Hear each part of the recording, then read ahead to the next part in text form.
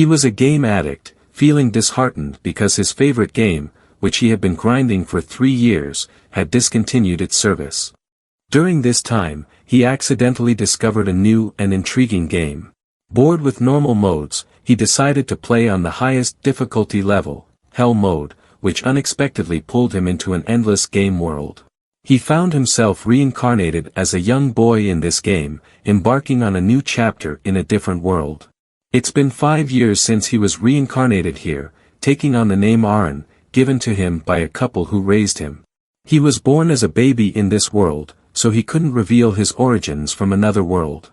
Aaron chose to be a summoner in this game, calling forth beasts to aid him in battle.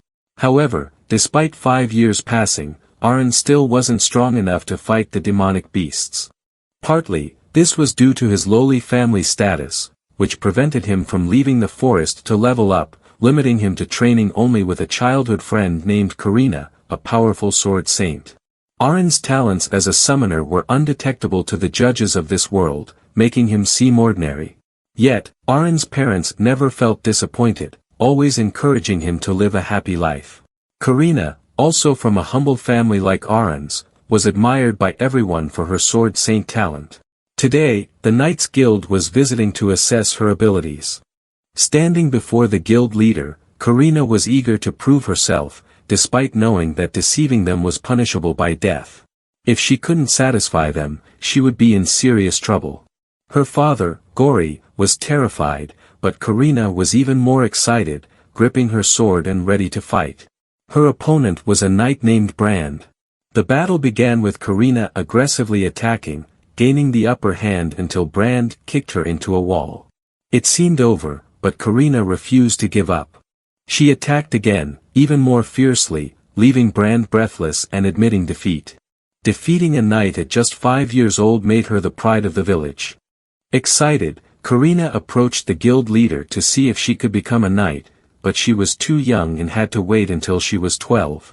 Aaron, watching from a corner, knew everyone's talents. He thought the guild leader would be incredibly skilled, but his talent was even lower than Karina's, who was a 3-star sword saint. Aaron, the only summoner in this world, possessed an 8-star talent.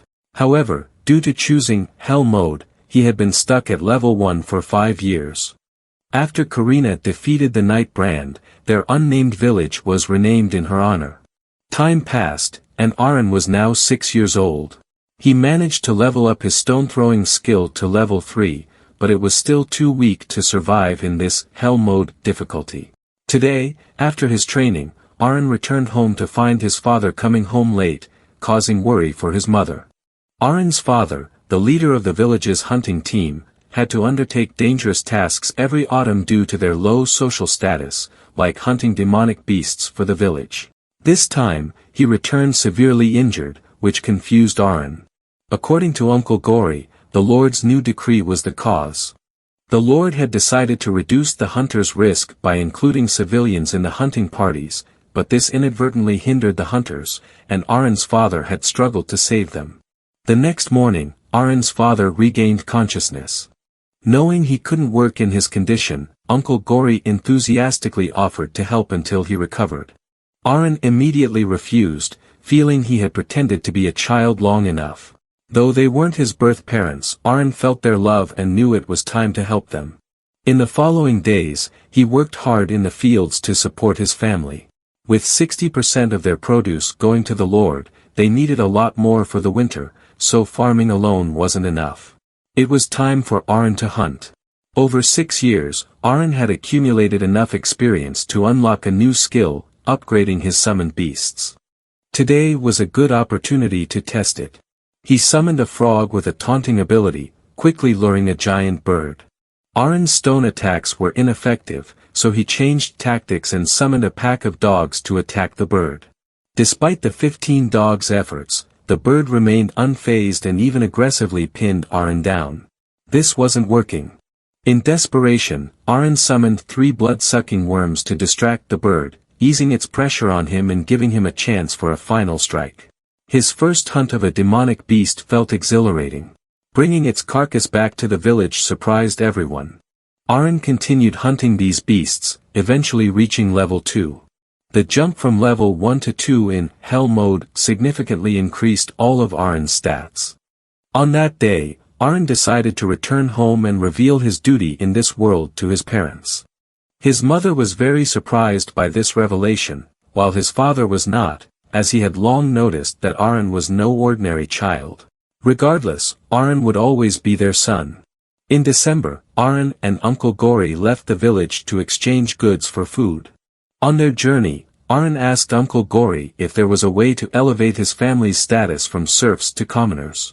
Uncle Gory explained it would cost 10 gold coins per person. Aron's family, including the unborn child, totaled 5 members.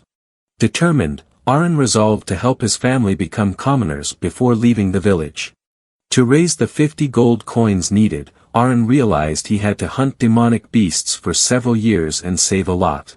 Even though Aron longed for a new weapon, he just stood outside a weapon shop, looking in. Godora, a local boy, spotted him and started scolding. Wanting to avoid trouble, Aron was about to leave when Godora challenged him to a duel, promising to leave him alone if he won. Reluctantly, Aron accepted and easily won with a wooden sword, as Godora was much weaker than Karina. 9 months passed, and Aron and Godora trained together during that time. One evening, Aron's father and Uncle Gory returned with news that this year's hunting quota had unexpectedly increased to 5 beasts, and they had to take civilians with them. This worried both men, unsure if they could meet the quota. Seeing this, Aron asked to join them, claiming that he had been blessed with greater wisdom by the gods and could help in dire situations. The hunting team was enthusiastic to see their leader recovered, but apprehensive about the 2 civilians joining them. Aron knew his goal now: he had to help these 2 civilians successfully hunt during this expedition. The group left the village and headed towards Mount White Dragon, named for a dragon that slept at its peak. Aron was excited to learn about it, resolving to defeat the dragon one day. But their current task was hunting giant wild boars, which exerted a high-level demonic beast's pressure. Aron's father and Uncle Gory's group took their positions, expertly coordinating to lock the boar's mouth. This was when the 2 civilians were to engage, as Aron reminded them. Following Uncle Gory's recount of the previous year, Aron had identified their weak point: the civilians had no experience in beast hunting and should not be in the vanguard. They only needed to wait until the beast's movements were restrained and then strike to finish it off. The final beast fell, and Aron gained experience from assisting in its defeat. The giant boar gave Aron 400 experience points, leveling him up to 3. Hunting boars yielded more experience than birds, so Aron decided to continue helping his father hunt boars to accumulate experience until he raised the 50 gold coins. 6 months later, Aron had gathered enough experience to unlock a new summoner skill, now able to summon E-rank demonic beasts. The next day, he ventured into the forest to summon his new beasts. Initially unsure of a summoner's combat style, Aron now understood the game designer's intention: an E-rank beast group could fulfill every role in a battle. He envisioned a future commanding a powerful horde of beasts to defeat any enemy in his path. Another year passed, and the giant boar hunting season returned. This year, Aron's village had a quota of 20 boars. Coincidentally, Lord Granville planned to visit the village to observe its development and apologize for the increased hunting quota, a royal decree he couldn't defy. The village leader quickly introduced Aron to the Lord. Since joining the hunting team with his father, Aron had become the main guide. Confidently, he assured Lord Granville that the village would meet the quota of 20 boars. At that moment, the hunting team returned with 3 boars, surprising the Lord, especially as they were now wearing armor. This was thanks to Lord Granville's approval the previous year to craft armor from boar skins. Relieved, the Lord quickly summoned Aron's father and Uncle Gory to his lordship's house to commend them. The kingdom's decree to hunt demonic beasts had been in place for 15 years, but many villages had failed. The fact that Karina village could meet its quota was miraculous. Lord Granville was impressed with their decade-long efforts and declared that Aron's family and Uncle Gory would be elevated to commoner status. The news delighted Aron so much that he almost jumped for joy. Now, he wouldn't have to save money anymore. Lord Granville then grew curious about why they specifically hunted giant wild boars. Aron's father's face darkened at the mention, so Uncle Gory explained. The land had been developed by serfs long ago, and in the early days, the wild boars often destroyed everything they worked for. That's why Rodden, Aron's father, had declared to exterminate them. It was the first time Rodden and Uncle Gory had taken down a high-level demonic beast, but at the cost of a friend's life. Despite Gory's advice, Rodden continued to harbor a grudge against the boars. Lord Granville, impressed by Rodden's courage and effort, decided to reward him by granting him any wish he desired. Rodden immediately pulled Aron over, asking the Lord to allow Aron to serve his household. Aron was shocked. He had just become a commoner, free to hunt as he wished, and now he had to serve in the Lord's household. Reluctantly, seeing his father's tearfully happy expression when the Lord agreed, Aron couldn't refuse. From that day on, Aron would serve in Lord Granville's castle. Before leaving, he had to say goodbye to everyone, especially Karina. A duel seemed like the perfect farewell. They clashed, and Aron gained the upper hand, using all his magic stones to enhance his abilities to win. Karina's joyous smile made it all worthwhile. Before departing, Rodden pulled Aron aside to advise him. He knew his son was extraordinary and that serving as a Lord's servant wouldn't hold him back but would be a stepping stone for greater things. Rodden believed that one day, Aron's name would be known throughout the kingdom. Thus began Aron's second life in the other world. Upon arriving at the Granville household, Aron was assigned to be Cecil, the Lord's daughter's personal servant. She was the same age as Aron, and he felt a bit resentful having to do menial tasks for her. And so, Aron's life continued. Aron was assigned a small room in the attic, which, though not very spacious, was secluded enough for him to comfortably practice his magic. The Lord's family, consisting of 30 members, had modest meal portions that Aron noticed were even smaller than those of serfs. The lady of the house had been observing Aron since his arrival, finding it hard to believe such a bright child was a serf's son. Cecil, the young mistress, laughed upon hearing that Aron had no talents, proudly stating her own abilities as a magician and her brother Mihai as a swordsman. Living in the Lord's household, Aron learned much, including that Cecil, like Karina and Dog Aura, would attend a training academy upon turning 12. After serving breakfast to the Lord's family, Aron had the morning free to explore the city and gather information. The city was vast, taking 4 hours to walk around, a stark contrast to Karina village. He was particularly intrigued by the Adventurers Guild, a place he was eager to join, as adventurers hunted demonic beasts for money. However, when he tried to join, the secretary informed him that he was too young. Disappointed but not deterred from his original goal of hunting beasts, Aron noticed a notice board with various missions, showcasing the game's diverse range of monsters. A particular beast caught his eye, one without a specific location listed. An adventurer told him that it was a rare beast, usually found in extremely dangerous areas, hence the lack of precise location. The board listed many kinds of beasts, from low to high level, including the white dragon sleeping atop the mountain. The Adventurers Guild offered a reward of 1,000 gold coins for its defeat, but no one dared to hunt it. Aron lived until mid-November before finally having the opportunity to leave the city.